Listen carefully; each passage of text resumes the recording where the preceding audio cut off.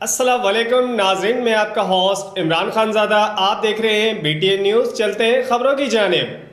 Report कर रहे हैं हमारे नुमाइंदे मेहर से। मोहम्मद अली शेख के मुताबिक मेहर में वापडा अफसरों की कार्रवाई तेज, 500 गैरकानूनी कनेक्शन काट दिए गए।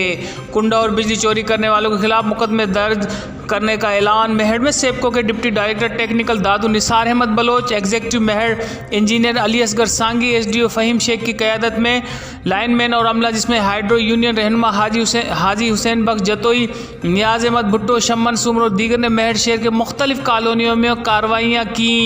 कुंडा सिस्टम ख़त्म करके गैर कानूनी कनेक्शन काटे गए। बिजली के बिलों की अदम अदायगी पर एक ट्रांसफार्मर रिमूव किया गया।